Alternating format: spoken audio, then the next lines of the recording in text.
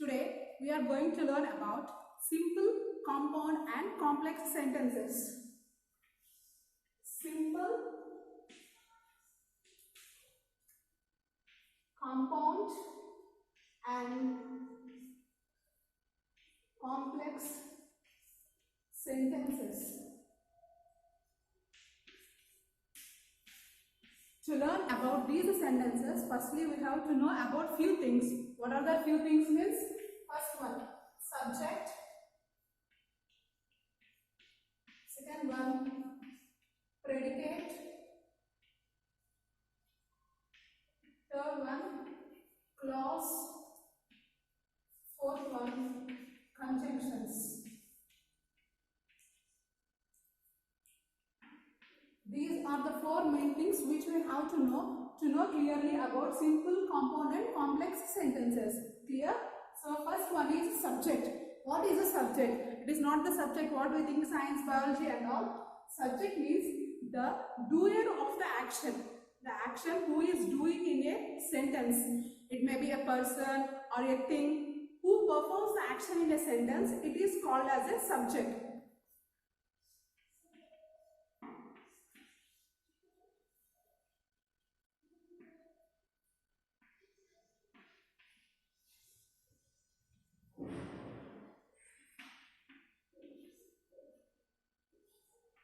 See here, in this sentence, we are using a pronoun or a noun. So, he is pronoun and Ramani is noun. So, these two things, either this or this, they are performing an action.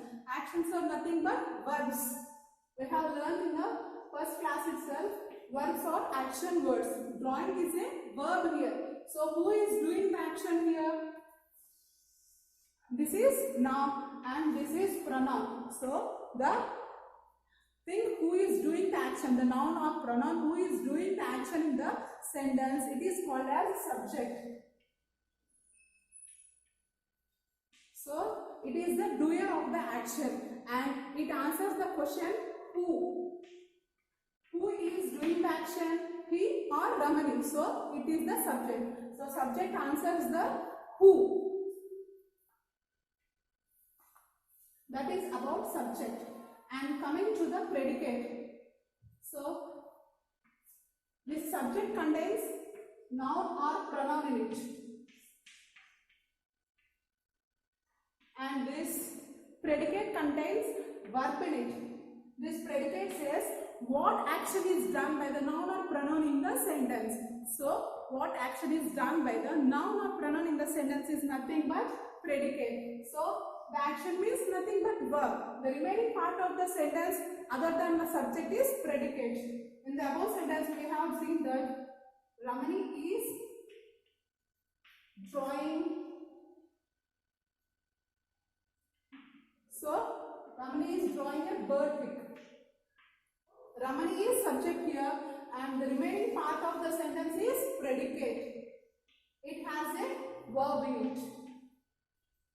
And sometimes we get confused with the subject and object. What is subject? What is object? Subject means noun or pronoun and object may also be a noun or pronoun. But it does the action and the result of the action falls on the object. See here.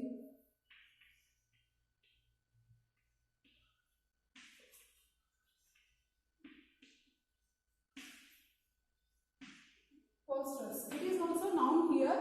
This action is falling upon this. So this is called as object. Object means the affected part of the sentence of the action and it falls at the end of the sentence. So subject will be in the starting part of the sentence most probably and object will be at the ending part of the sentence and this predicate means the verb. Clear? So this is about subject, predicate and object. And the next thing is clause. We already know about sentence and clause is also a small part of sentence which has a complete meaning. A part of a sentence which has a complete meaning is nothing but clause. In the clause also there are two types of clauses. One is independent, another is dependent. So these are the two types of clauses, and from the name itself it is clear that independent, it does not depend on anything, it has meaning by itself, so it is called as independent clause. And coming to dependent clause, it depends on the independent clause for the meaning, so it is called as dependent clause. That is the difference between independent and dependent. So independent means it stands by itself and it has a complete meaning.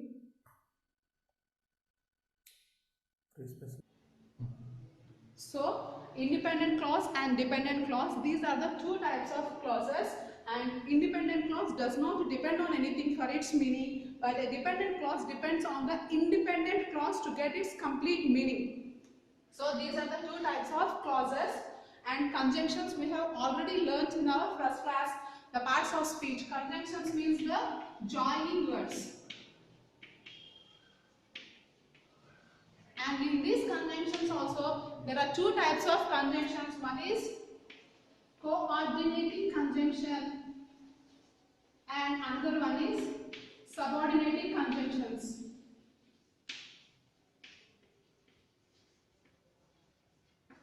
So coordinating and subordinating are the two types of conjunctions which are used to join the sentences. Here in the simple compound and complex sentences, we use these conjunctions to join the compound and complex sentences, and the conjunctions which join the compound sentences are called coordinating conjunction, and the conjunctions which join the complex sentences are called subordinating conjunctions. And the examples of coordinating conjunctions are and, but. So all these are coordinating conjunctions, and the examples of subordinating conjunctions are although, because, when, unless. All these are subordinating conjunctions. So these two are the types of conjunctions. Now we'll see the simple, complex and compound sentences.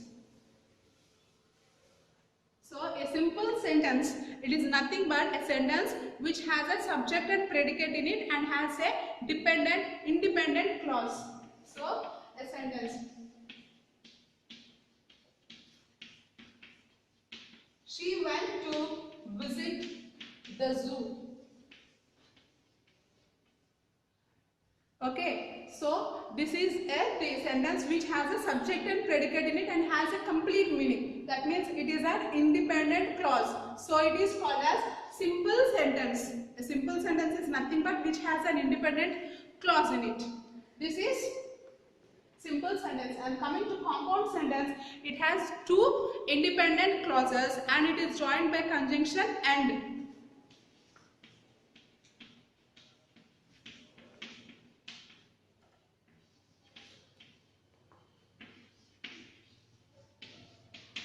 She went to zoo, her sister went to museum. Right? Here we are joining the sentence by using and, then it is a compound sentence. So this is coordinating conjunction. And is coordinating conjunction and is joining these two sentences. So it is called a compound sentence. A compound sentence has two independent clauses. She went to zoo. It is an independent clause. Clear the meaning. And her sister went to museum. Here also the clause has a complete meaning in it. So these two are independent clause and they are joined by a coordinating conjunction. So they are called as compound sentences. And the last one is complex sentence. Complex sentence. It has an independent clause and two or more dependent clauses in it, and it is joined by a coordinating, subordinating conjunction.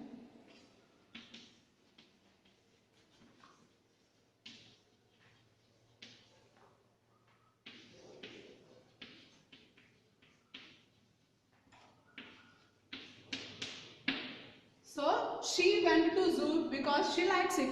She likes it. What she likes, it is not clear from the clause that what she likes, it doesn't give the complete meaning. So it is dependent clause. Here we can understand if the sentence, whole sentence is there only that she likes to go to the zoo. So it is depending on the independent clause. This is dependent clause. So dependent clause and independent clause, they are joined by the conjunction because it is subordinating conjunction. It is called a complex sentence. So simple sentence just has a subject and predicate in it, and it is a independent clause. And compound sentence, it has two different independent clauses which have separate meanings, and it is joined by coordinating conjunction. And the last one is complex sentence. It has one independent clause and two or more subordinate clauses, and they have joined by a subordinating conjunction. So this is today's class, simple, compound and complex sentences.